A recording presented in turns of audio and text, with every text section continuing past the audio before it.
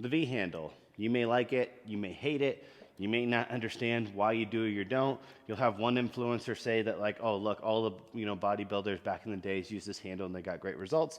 And then you'll see some fitfluencer stepping outside of their lane on the mechanics thing, saying that if you use this handle, then you're a bad person, you're gonna get shoulder cancer and all of your gains are gonna go at 0 lats or whatever the heck it is. So the reality is that this is a tool, and like any other tool, there are places where it can be useful and places where other things are going to do a lot better job. If you're familiar with what we do, we're always going to opt for handles that can move freely, like so that they fit the mechanics of whatever I want to do. So you won't see a lot of our content. If any of content, like I don't even own this, I borrowed this just for this video, right? But that doesn't mean that if you have this handle that you could never use it or there wouldn't be application based off of the tools that you have available. So let's walk through what the benefits and limitations of this are. It is a fixed orientation, meaning I can't like pronate or supinate this thing, and it is a fixed width, and that width is narrow, okay? And this is where both the pros and the cons are overlapping. So if we're looking at doing something that's gonna lengthen the lats, bringing the hands in closer together is gonna give me more of a stretch. Same thing for some of the delt paths, etc. So coming in narrow gives me more of a stretch, but there's no way that I can have a narrow handle and get into the shortened position.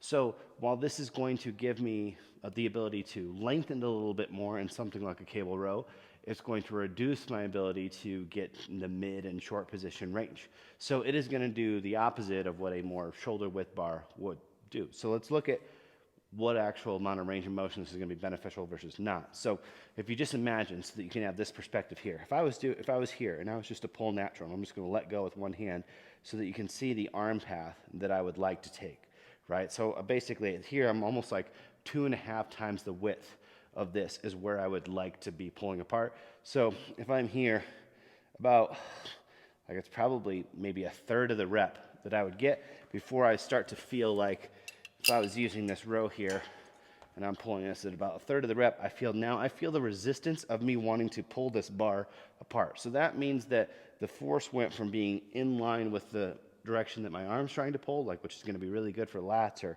whatever deltoid I may be pulling on, and now there's this rotational component. And so basically, I'm trying to externally rotate, but the handle is going to force me to pull in. So it ends up being a situation where if you're going to pull in here like this, and you're fairly wide, you're going to be incorporating a lot of compensatory patterns, and you're not going to be targeting the lat tissue or the rear delt tissue as well as you could if you could pull directly in the path for that muscle. So this exercise or this bar is going to have utility for this position, right? And if we were to look at like pull down type scenario, right? I could say it's like, well, okay, yeah, so there could be some utility coming into probably about here. Now keep in mind that if you're a little bit narrower in stature, you may be able to get a little bit more range out of this because you're not that much wider than the bar. But the wider you are, both shoulder and just the amount of tissue that you have, so basically the wider the position that you would be when you start to pull around your ribs, that means that you're going to get less range of motion out of this bar. That being said, that doesn't mean that if you only have fixed handles that you would never use this bar, because let's look at the opposite scenario here where we take a handle like this, which is what most people are going to more commonly use now because you can get more range of motion, because essentially this is going to allow me to get to a lengthened position here, not as lengthened, but it's going to allow me to come into here without any restrictions in terms of mobility and not introducing a bunch of different forces. So if we just throw this on here just for comparison's sake, now as I'm coming in here, I can pull through this whole motion and there's no restriction. But what I am missing is the ability to get more of a stretch because I'm here and I could be coming here, right? So as I come in, this is lengthening my lats around the ribs as I bring my hands closer together. So with a wider bar, I'm able to get more range of motion, but I do miss out on a little bit of that lengthened motion. So if you didn't have any individual handles or free moving handles, what you could do is you could utilize both of these. So I could utilize this one here and I could come down and I could do a row and I could focus on a greater amount of range of motion and more of that short position. And then I could switch over to this handle, pop that on there and do the lengthened position. You could do that as a superset. You could do it as different sets. You could periodize them differently, one on one day, one on another day, like so many different ways. But if those were your two options, having two widths would be better than no width, right? And if you really like, like the prime handles with the rotate attachment, you can get this in sizes that go all the way down to that same width, and they actually have a bit of an angle to them. So I find that you can get a little bit more range of motion out of the prime that feels good than you can the V handle, just because the paddles are also angled, so it kind of pulls in like that. But again, these are tools, and depending on what your goal is, if you're trying to get more range of motion, especially if you are a little bit wider individual, having a bar that's closer to the position that you would need to get around your body is going to give you more total range, and it's definitely going to give you the ability to get more into the shortened range, okay? If you need to get more of a stretch, then you need either a narrow handle or you need something where you can get around your body. Now, what I would say is if you had the access to do things unilaterally, or if you had the access to put some straps on, that's going to be a better solution than the V handle, but whether or not you put in that effort, that's up to you. Because with the unilateral version, I can bring my arm like way across, like much further than I can with the V handle. Or if I have two straps and I can pull them across, not only can I get even closer together at the stretch, but I can pull them apart and get more range of motion in the short. So let's see what that looks like.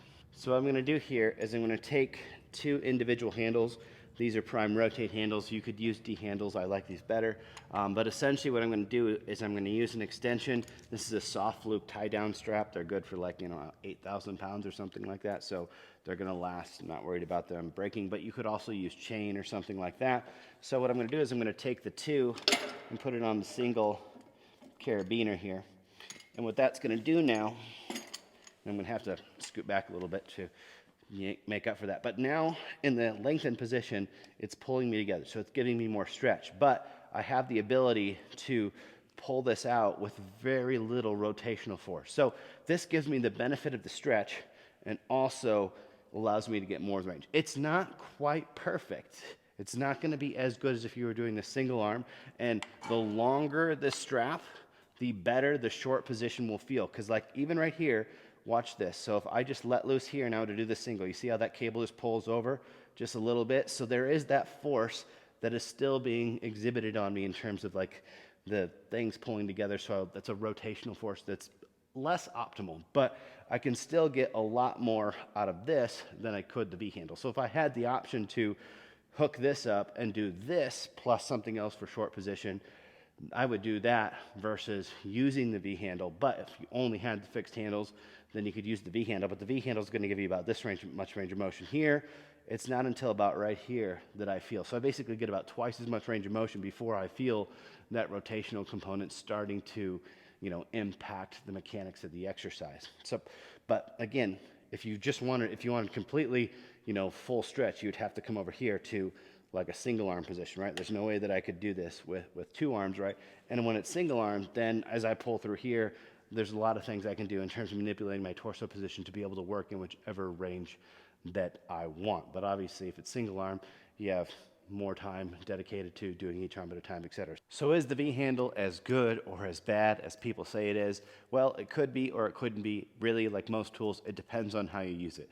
Is it going to ever be the best tool to use? No, but if you only have fixed handles and you're not willing to do unilateral work, it could provide a valuable variation in your training, or we'll say an additional thing to put in with a wider handle grip so that you can challenge that lengthened position a little bit more. Now, what about the claims of, this handle is going to cause, problems, from an orthopedic perspective in terms of like elbows, wrist, shoulder? Well, that really again comes down to how you use it. If you use this handle and you load it up heavy and then you're trying to pull into a position where you're having to really fight the handle, and basically the handle's trying to pull you one way and you're trying to pull you the other way, yeah, you're putting a lot more stress on the joints. And if you do that over and over and over again, your likelihood of developing some sort of, ouchie boo-boo, or chronic itis from doing stuff like that. And that's true for pretty much all fixed width handles of anything, whether it's a barbell or a rowing attachment or whatever it may be.